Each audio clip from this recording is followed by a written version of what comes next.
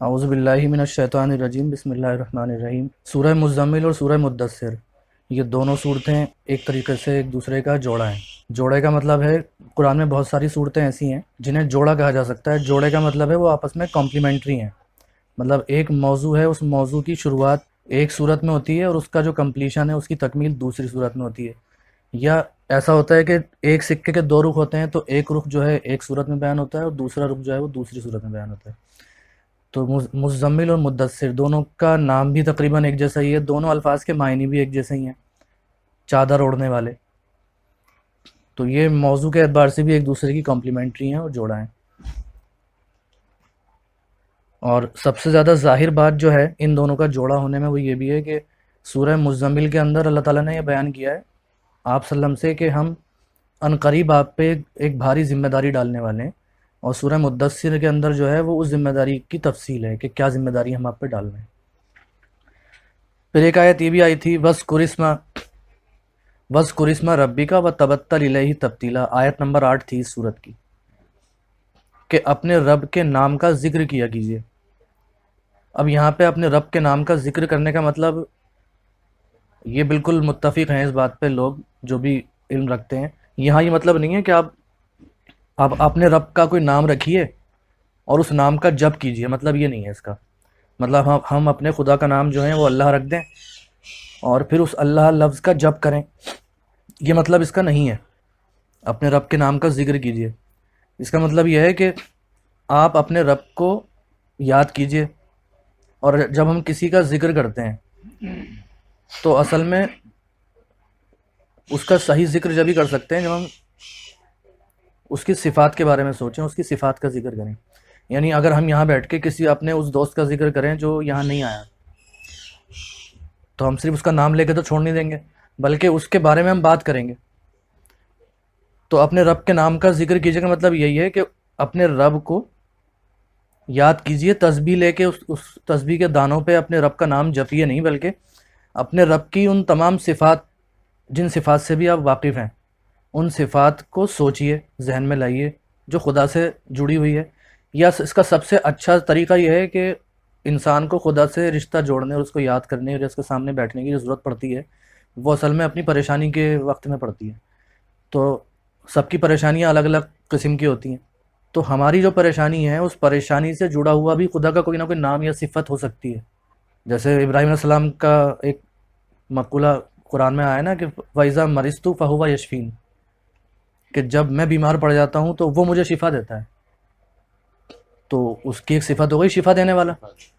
تو جو مریض ہوگا، بیمار ہوگا اور پریشانی میں ہوگا، وہ خدا کو یاد کرے گا، تو سب سے اچھا طریقے سے اس کا یاد کرنا یہ ہوگا کہ وہ خدا کو کہے کہ تو شفا دینے والا ہے۔ سب لوگ تو کوشش کرنے والے ہیں، شفا کا آخری راستہ تو تیرے ہی پاس ہے، تو مجھے شفا دے دے۔ تو جتنا وہ اس کو شفا دینے والا کہہ کے اچھی طرح یاد کر سکتا ہے، اتنا وہ کسی اور نام کے ساتھ یاد نہیں کر سکتا۔ تو وہی مطلب ہے وَاذْكُرِ اسْمَ رَبِّكَ، کہ اپنے رب کے نام کا ذکر کیجیے کا مطلب یہی ہے کہ اس کی صفات کو کھوجیے، اور اس کے جس صفت اور جس پہلو سے بھی آپ کی زندگی اور آپ کی پریشانیوں سے اس کا تعلق ہے، اس حیثیت سے اس کو یاد کیجیے۔ جو آخری رکوع ہم پڑھ رہے ہیں، آیت نمبر 20 ہے یہ، اور ایک ہی آیت ہے، اور ایک آیت میں پورا رکوع ہے۔ یہ پورا رکوع دو رکوع کی صورت تھی، تو 19 آیتیں ایک رکوع میں ہیں اور ایک آیت دوسرے رکوع میں ہے۔ ان ربک یعلم انک تقوم ادنی من ثلثی اللیل و نصفہ، یقیناً تمہارا رب اے نبی جانتا ہے کہ تم کھڑے ہوتے ہو عبادت کے لیے تقریباً 2/3 رات، و نصفہ، اور کبھی آدھی رات، و ثلثہ، اور کبھی 1/3۔ یہ اللہ نے ظاہر کر دیا، حکم دیتے وقت بھی کہا تھا کہ ایسا ایسا کر سکتے ہو، اور یہاں پھر کہا جا رہا ہے کہ تمہارا رب یہ جانتا ہے، دیکھتا ہے، تم روز ہمارے پاس آتے ہو، بیٹھتے ہو، بات کرتے ہو قرآن کی آیتوں کی شکل میں، تو 2/3 رات بھی تم رہتے ہو، کبھی آدھی رات، کبھی 1/3 رات رہتے ہو۔ وَطَائِفَةٌ مِّنَ الَّذِينَ مَعَكَ، اور ہم نے دیکھا ہے، ہم جانتے ہیں، خدا کہہ رہا ہے کہ تیرا رب جانتا ہے کہ تم بھی ایسا کر رہے ہو، اور تمہارے ساتھ ایک گروہ بھی ایسا کر رہا ہے، ان لوگوں کا جو تمہارے ساتھ ہیں۔ یعنی محمد صلی اللہ علیہ وسلم بھی ایسا کرتے تھے، اور آپ صلی اللہ علیہ وسلم کے ساتھ میں آپ صلی اللہ علیہ وسلم کو اس وقت تک جو لوگ ایمان لا چکے تھے وہ بھی ایسا کر رہے تھے۔ جہاں ہم نے بات شروع کی تھی، میں نے ذکر کیا تھا کہ پیغمبر سب سے پہلے کن لوگوں کو ڈرانا شروع کرتا ہے، انذار کرتا ہے، تو اس کے بعد پھر اگلا مرحلہ جو آتا ہے نا وہ انذار عام کا آتا ہے، کہ جب وہ ایلیٹ کلاس کو مخاطب کر چکا ہوتا ہے اور اس میں جتنی بات پہنچانی ہوتی ہے پہنچا چکا ہوتا ہے، اس کے بعد پھر اور شروعات ان سے اس لیے بھی کی جاتی ہے کہ اسلام کا جو سب سے بنیادی پیغام ہے قیامت کا، تو وہ ہے ہی اصل میں ان لوگوں کے لیے جو پاورفل ہیں، کیونکہ ظلم کرنے کی استعداد اور ظلم کرنے کی جو ٹینڈنسی ہے اصل میں انہی لوگوں کی تو ہے جو سب سے اوپر ہیں یا پاورفل ہیں، تو انہی کو سب سے زیادہ ضروری ہے قیامت سے ڈرانا۔ ایک انسان جو کسی کی حق تلفی نہیں کر رہا، خود غریب ہے، محنت سے کما رہا ہے، بیوی بچوں کا پیٹ پال رہا ہے، آپ اسے قیامت سے ڈرا کے کیا کریں گے؟ مطلب وہ تو آلریڈی ٹھیک ٹھاک چل رہا ہے مجبوری کے تحت ہی صحیح، لیکن جو ویل آف ہوتا ہے اس میں زیادہ ٹینڈنسی ہوتی ہے کہ وہ سرکشی کرے گا، وہ حق تلفیاں کرے گا، تو اس کو سب سے پہلے سمجھانا ضروری ہے، تو اس لیے پیغمبر بھی سب سے پہلے سمجھاتا ہے ایسے ہی لوگوں کو۔ پھر یہ ذمہ داری ہوتی ہے کہ اب تم اس بات کو لے کے عوام میں چلے جاؤ، پبلک میں، تو یہ اس وقت کی صورت ہے، چونکہ جب یہ آپ صلی اللہ علیہ وسلم کے جو دعوت تھا اس دعوت کا اگلا مرحلہ سیکنڈ اسٹیج شروع ہو رہی تھی، اس وقت کی ہے یہ۔ تو ابھی تک جن لوگوں کا ذکر کیا جا رہا ہے کہ وَطَائِفَةٌ مِّنَ الَّذِينَ مَعَكَ، تیرے ساتھ جو لوگ ایمان لا چکے ہیں ان میں سے بھی ایک گروہ ایسا ہے کہ وہ تمہارے ساتھ راتوں کو یہی کر رہے ہیں، کیونکہ اس وقت تک جو مومن تھے وہ اصل میں چھپے ہوئے بھی تھے، اتنے منظر عام پہ بھی نہیں تھے۔ تو وَاللَّهُ يُقَدِّرُ اللَّيْلَ وَالنَّهَارَ، اور اللہ ہی تو ہے جس نے رات اور دن کے تمام اندازے مقرر کیے ہیں، تو خدا ہی ہے وہ رات اور دن کا بنانے والا۔ عَلِمَ أَن تُحْصُوهُ، تو چونکہ ہم اس قدر گہری واقفیت رکھتے ہیں اپنی مخلوق کی کہ ہم پوری کائنات کو جانتے ہیں، تمہاری اس زمین اور اس رات اور دن کے لیل و نہار کی تبدیلی کو جانتے ہیں، یہ ہم نے ہی اندازہ ٹھہرایا، یعنی اس ایک طریقے سے اللہ تعالیٰ اپنے علم کی پختگی کا اور اس کی گہرائی کا اظہار کر رہا ہے کہ دیکھو ہم تو اپنی مخلوق کو اس قدر جانتے ہیں، اتنی گہرائی سے جانتے ہیں کہ ہم نے رات اور دن کا یہ اختلاف ہے نا، اس کا اندازہ ٹھہرانے والے بھی ہم ہی ہیں، اور اس رات اور دن کے اختلاف کو بنانے اور اس کی مدت ٹھہرانے والا وہی شخص یا وہی ہستی ہو سکتی ہے کہ جس کا علم بے انتہا ہو، کیونکہ بہت علیم ہستی ہو سکتی ہے۔ یہ جو سورج چاند اور زمین کی جو گردش ہے، اس گردش کو ایک قاعدے میں باندھنا اور اس طریقے سے باندھنا کہ وہ ایک ذرہ برابر بھی اس سے نہ ہلے، اور اسی سے دن اور رات بن رہے ہیں اور اسی سے موسموں کا آنا جانا بن رہا ہے، تو اللہ تعالیٰ کہتا ہے کہ ہمیں تو اتنا علم ہے اپنی مخلوق کا، تو ہمیں یہ بھی علم ہے کہ تمہارے بارے میں ہم کیا کہنا چاہ رہے ہیں، وہ اللہ تعالیٰ اگلی آیت میں کہہ رہا ہے علیمہ، اللہ جانتا ہے، اللہ تحصوہ، کہ تم اس کا صحیح شمار ہرگز نہیں کر سکتے ہو، فتاب علیکم، اب یہاں ترجمہ تو کیا گیا ہے صحیح شمار، مطلب اس کا مطلب یہ ہے کہ تم اس حکم کی پوری طرح سے ہمیشہ پیروی نہیں کر سکتے، مطلب ہمیشہ ہر انسان کے لیے ہر زمانے میں یہ ممکن نہیں ہے کہ وہ آدھی رات جو ہے وہ اس طرح گزارے، ہم جانتے ہیں یہ تو ہم نے وقتی طور پہ ایک حکم دیا تھا ایک مصلحت کے تحت، اور یہ ایک طریقے سے ایک حل کے طور پہ محفوظ بھی ہو گیا قرآن میں، کہ اس طرح کے حالات جس کسی پہ آئیں تو وہ اس کو ویسے ہی اپنا سکتا ہے، لیکن یہ ہمیشہ کے لیے حکم نہیں ہے۔ فتاب علیکم، تو وہ تم پہ اس نے بڑی نظر عنایت کی،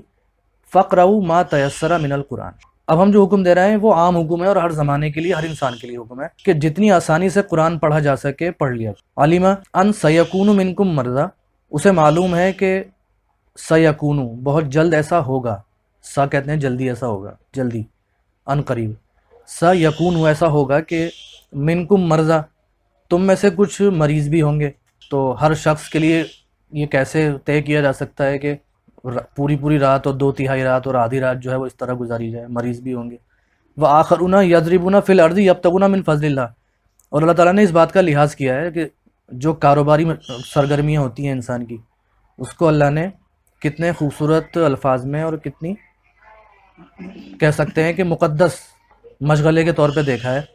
مطلب کاروباری سرگرمیوں میں حصہ لینے کو اللہ نے کہا ہے کہ یبتغون من فضل اللہ، اللہ کا فضل تلاش کرنے کی محنت۔ تو کوئی انسان اگر کاروبار کرتا ہے تو اس کو اللہ کا کاروبار نہیں کہتا، اللہ تعالیٰ کہتا ہے کہ یہ اللہ کا فضل تلاش کرنے کی جد و جہد ہے. تو یہ کتنا پسندیدہ مشغلہ ہے اللہ کے یہاں. تو اللہ تعالیٰ کہتا ہے کہ کچھ مریض بھی ہوں گے تم میں، اور پھر اکثر لوگ ایسے ہوں گے، وآخرون دوسرے لوگ ایسے ہوں گے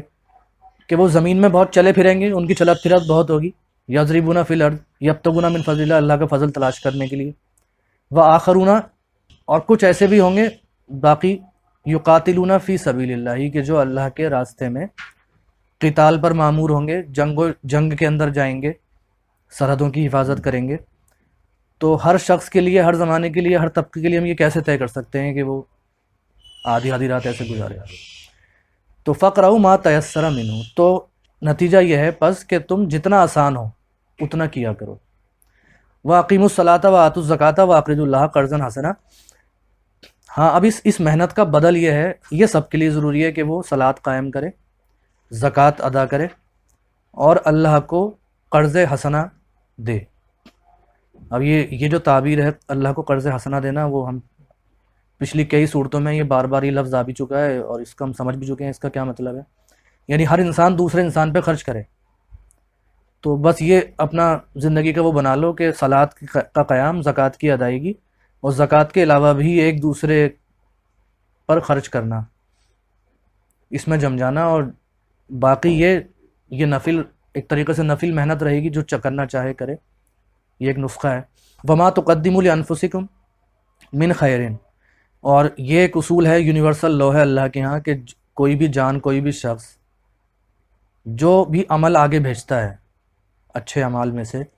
من خیر تجدہ عند اللہ، تو وہ جب اللہ کے ہاں پہنچے گا تو وہ اسے وہاں پائے گا. جو جتنا کرے گا، کوئی قرآن زیادہ پڑھے گا، کوئی رات کو اللہ کے ساتھ قرآن کی آیتیں پڑھے گا اور قیام کرے گا، جتنا زیادہ کرے گا، صلاۃ و زکوٰۃ اور قرض حسنہ دوسروں پہ جتنا خرچ کرے گا، جو کچھ بھی کرے گا وہ آگے جمع ہوتا رہے گا. اور جب وہ اللہ کے ہاں پہنچے گا تو اس کا ہر عمل اس کو وہاں حاضر ملے گا. ہوا خیرن و اعظم اجرا، اور یہی کام بہتر ہیں اور بہت بڑے ہیں اجر کے لحاظ سے. واستغفر اللہ، تو اللہ سے مغفرت چاہو. ان اللہ غفور رحیم، بے شک اللہ غفور بھی ہے، رحیم بھی ہے. صدق اللہ العظیم. یہ ایک آیت، پوری ایک آیت تھی ہم نے جو پڑھی، ان ربک سے لے کے غفور و رحیم تک، اور یہ ایک رکوع ہے پورا سورہ مزمل کا آخری رکوع. تو یہاں یہ صورت مکمل ہوگی. ہاں، ایک ہی آیت میں. پیغمبر کے ذریعے کہی گئی ہے. ہاں.